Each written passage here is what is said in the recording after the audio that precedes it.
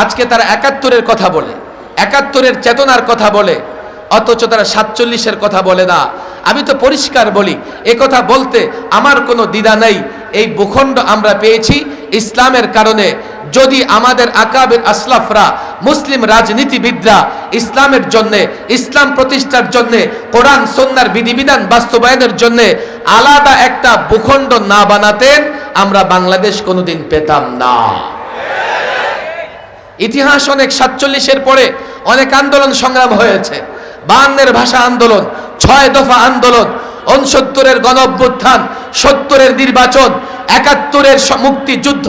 আমি তো পরিষ্কার বলি, ৭১-এর মুক্তিযুদ্ধে যারা অংশগ্রহণ করেছে, হতে পারে কারো আমল কম, কারো আমল বেশি, কারো ঈমান দুর্বল, কারো ঈমান শক্তিশালী, কিন্তু প্রত্যেকটা মুক্তিযোদ্ধার সন্তানরা এই জন্য যুদ্ধ করেছে, একটা ন্যায় ইনসাফের শাসন ব্যবস্থা কায়েম হবে। এই জন্য যুদ্ধ করে নাই সেকুলারিজম এনে ইসলামকে ধ্বংস করা হবে। এই জন্য আমি বলি, ৭২-এর সংবিধানে সেকুলারিজম আনা হয়েছে মূলত দেশ থেকে ইসলাম ধ্বংস করবার জন্য।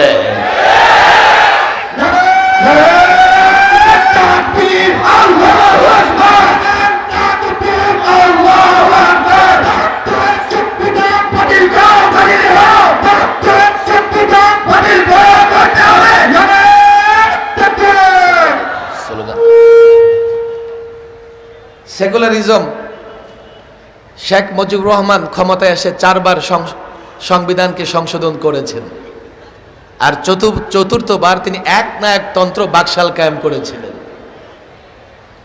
৭৫-এর ১৫ই আগস্ট একটা ইতিহাসের সমাপ্তি।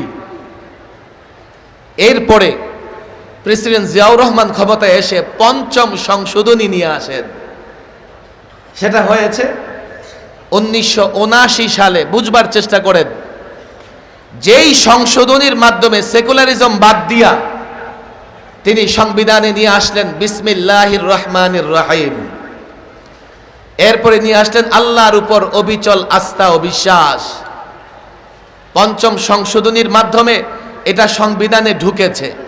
আর ২০১১-তে ৫ম সংশোধনীর মাধ্যমে এই সংবিধান থেকে বিসমিল্লাহ এবং আল্লাহর উপর আস্থা বিশ্বাস বাদ দিয়েছে আওয়ামী ফেসিবাদ।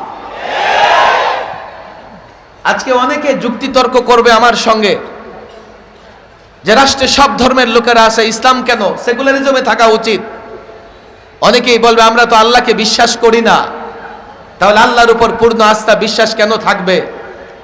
১৯৭৯ সালে প্রেসিডেন্ট জিয়াউর রহমান পার্লামেন্টে অ্যামেন্ডমেন্টের মাধ্যমে এই সংবিধানে যখন তিনি বিসমিল্লাহ এবং আল্লাহর উপর আস্থা বিশ্বাস নিয়ে এসেছিলেন, সেটাই প্রকৃতপক্ষে বাংলাদেশের মানুষের দাবি এবং চাহিদা ছিল, যার জন্য এর পরবর্তীতে ৩২ বছর কোন শাসক না বিসমিল্লাহ বাদ দেওয়ার সাহস দেখিয়েছে, না আল্লাহর উপর আস্থা বিশ্বাস বাদ দেওয়ার সাহস দেখিয়েছে।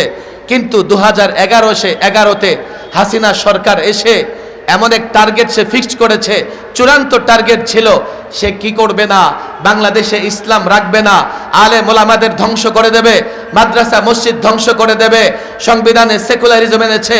আমার তো বিশ্বাস হয় না এখনো তারা নিজেকে মুসলমান দাবি করে, বলে তাহাজ্জুদ পড়ে, বলে কোরআন পড়ে, তাহলে আল্লাহর উপর পূর্ণ আস্থা বিশ্বাস নাই কেন? বলবে হুজুর এটা সংবিধানে থাকলে কি আর না থাকলে কি? আরে আমি মুসলমান, ছোট্ট কাজ করতে গেলেও আল্লাহর উপর আস্থা বিশ্বাস রাখি। তাহলে বাংলাদেশ পরিচালনার জন্য যে বিধান তৈরি করা হবে তা তৈরির মধ্যে, তার মধ্যে এবং দেশ পরিচালনায় যদি আল্লাহর উপর আস্থা বিশ্বাস না থাকে, আমি দেশটাকে কেমনে পরিচালনা করব? হ্যাঁ, তোমরা পেরেছো। কি পেরেছো? গত 16 বছরে 11 লক্ষ কোটি টাকা দেশের পাচার করে বাইরে পাঠিয়ে দিয়েছো। তোমরা পেরেছো। তোমাদের আল্লাহর উপর আস্থা বিশ্বাস এই জন্যই দরকার হয় নাই। গত 16 বছরে 18,35,000 কোটি টাকা ঋণ করে, দেশের নামে ঋণ করে, দুর্নীতি করে, অর্থ কামিয়ে বিদেশে পাড়ি জমিয়েছো। আজকে যেই শিশু জন্ম নেবে তার মাথায়ও কমপক্ষে 1.5 লক্ষ টাকার ঋণ। 32 বছর ছিল। আমি মুসলমান যুবকদের বলি, যখন বিসমিল্লাহ ছিল, আল্লাহর উপর আস্থা বিশ্বাস ছিল, এ কারণে বাংলাদেশের কোথাও সংখ্যালঘু নির্যাতিত হয়েছে, এ কারণে কোন ধর্মের লোকেরা নির্যাতিত হয়েছে প্রমাণ নাই, তাহলে 11তে এসে কেন তা বাতিল করতে হবে? এখন একটা সুযোগ হয়েছে, ছাত্র জনতা রক্ত দিয়ে আন্দোলন সংগ্রাম করে দেশটাকে দ্বিতীয়বার স্বাধীন করেছে। আমরা সরকারকে সহযোগিতা করতেছি, নিঃস্বার্থ সহযোগিতা করতেছি। আমাদের কোনো পদ পদবি অর্থের দাবি সরকারের কাছে নাই। আমরা সহযোগিতা করব, তবে আমাদের কিছু দাবি, এই দাবি আমাদের নয়, এই দাবি জনগণের। আপনি জনমতামত দেখেন, এই দাবি এদেশের মানুষের দীর্ঘদিনের আকাঙ্ক্ষার দাবি। আমি তো বলেছি সেকুলারিজম প্রতিষ্ঠা করা লাগবে, এই দাবিতে আজ পর্যন্ত 2000 মানুষ সমাবেশ করে নাই। আল্লাহর উপর আস্থা বিশ্বাস বাদ দিতে হবে, এই দাবিতে 200 মানুষও সমাবেশ করে নাই। বিসমিল্লাহ বাদ দিতে হবে, এই দাবিতে 100 মানুষও দাবি করে নাই, সমাবেশ করে নাই।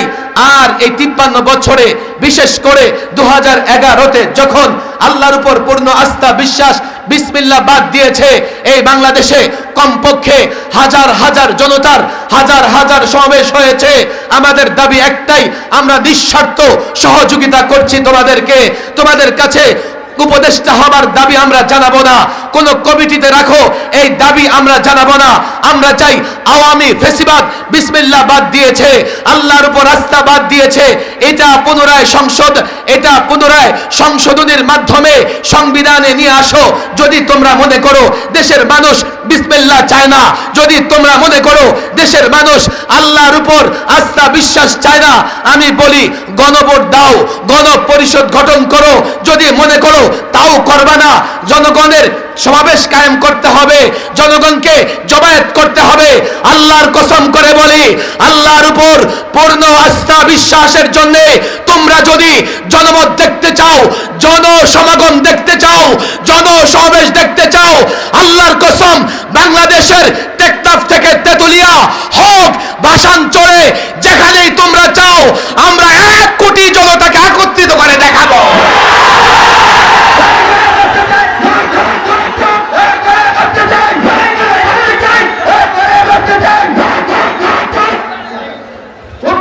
কথা অনেক, সময় আমার অনেক কম, স্লোগান দেওয়া যাবে না। দেশের মানুষ যা চায় সংবিধানে তো তাই থাকবে, কথা ঠিক না বেঠিক? দেখি তোমাদের সেকুলারিজম কয়জন চায়? হ্যাঁ, যারা চেয়েছে ওরা ফেসিবাদী, ফেসিস্ট, ওরা ফেসিস্ট, ওদেরকে দেশের জনগণ যেখানে পাবে ধোলাই করেই ছাড়বে। জনগণ যদি তোমাদের সঙ্গে কোনো আচরণ করে সেই দায়িত্ব কার? 3 নাম্বার একটা কথা আপনাদের বলি, দেখেন সরকারকে আমরা সহযোগিতা করতেছি, সরকারকে সহযোগিতা করব, কেননা 5ই আগস্টে মাদ্রাসার শিক্ষার্থী 92 জন রক্ত দিয়েছে। এই ফেসিবাদীদের বিরুদ্ধে সর্বপ্রথম কথা বলেছে ওলামায়ে কেরাম। আল্লামা মুফতি আমিন রাহিমাহুল্লাহ এই ফেসিবাদের বিরুদ্ধে কথা বলবার কারণে শেষ পর্যন্ত জীবনের শেষ বয়সে 21টা মাস গৃহবন্দী ছিলেন। আমি তখন আল্লামা মুফতি আমিন রাহিমাহুল্লাহর সঙ্গে প্রায় সময় কাটাতাম। আমি দেখেছি আল্লামা মুফতি আমিন রাহিমাহুল্লাহ গৃহবন্দী অবস্থায় কতটা কষ্ট স্বীকার করেছেন।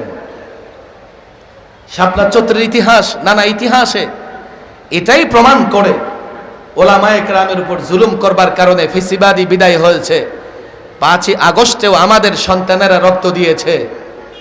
এখন দেশকে আপনারা পুনর্গঠন করবেন, শুধু আমাদের কিছু দাবি থাকবে, এবং যদি মনে করেন পশ্চিমারা আপনাদের উপর চাপ দেয়, তো আমরাও এতটা চাপ পশ্চিমাদের উপরে দিতে পারবো, তাদের চাপ আপনাদের কাছে আর কোনো চাপ মনে হবে না। 3 নাম্বার, এক একটা মনে রাখবেন, আল্লামা মুফতি আমিন রাহিমাহুল্লাহ পাকিস্তানের সংবিধান নিয়ে নানা রকমের বক্তব্য হুজুর দিয়েছেন। তবে হুজুর একটা কথা প্রায় বলতেন, 47-এর পরে পাকিস্তানের সংবিধানে যদি একটা কথা থাকতো, তাহলে সেই সংবিধানকে ইসলামী সংবিধান বলা যেত। সেটা কি?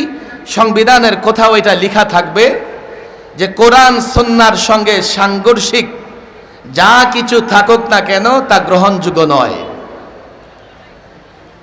ছাত্রদের বলি, কথাটা বুঝবার চেষ্টা করো।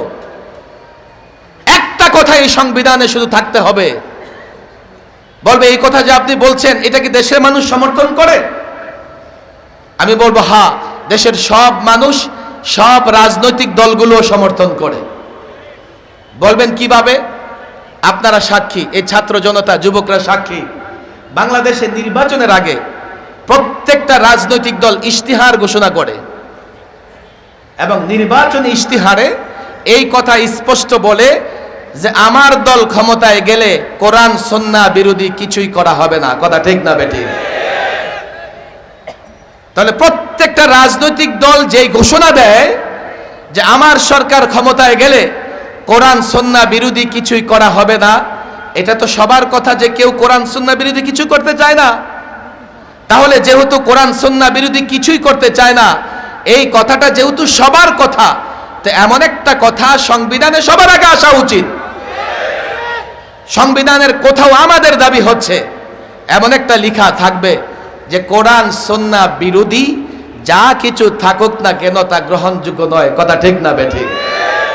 5 নম্বর কথা, যেটা আমাদের দীর্ঘদিনের দাবি, শুধু নয় 1500 বছরের দাবি, এমন একটা কথা আমাদের সংবিধানে থাকবে যে সর্বশেষ নবী, সর্বশ্রেষ্ঠ নবী, মানবতার মুক্তির দূত, শান্তির দূত, মহানবী, বিশ্বনবী মুহাম্মদ সাল্লাল্লাহু আলাইহি সাল্লামের সঙ্গে কটূক্তি করা হবে সর্বোচ্চ অপরাধ। আমি কোন শাস্তির কথা বলছি না, আমি বলছি এটা সংবিধানে থাকবে। আমাকে বলা হলো, হুজুর আমরা তো এটা সবাই সর্বোচ্চ সম্মান দেই, এটা কি সংবিধানে থাকার দরকার আছে? তা আমি বললাম যে জিনিসটা সর্বজন গৃহীত সেটা থাকবে না, থাকবে কোনটা? কথা ঠিক না বেঠিক? আপনারা তো ঠিক বলতেছেন, তাদের কাছে অনেক যুক্তি আছে। বলে হুজুর এটা কেমনে হয়, আরো অন্যান্য ধর্মের লোকজনও আছে, এই সেই। আমি পরিষ্কার বলেছি, এ জাতির সূর্য সন্তানদের বলে দিতে চাই, আমি পৃথিবীর অনেক দেশের সংবিধান মোতালা করেছি। আমি প্রায় সেই 13 থেকে নিয়ে এই 11-12 বছর নানা দেশের সংবিধান ঘাটাঘাটি করেছি।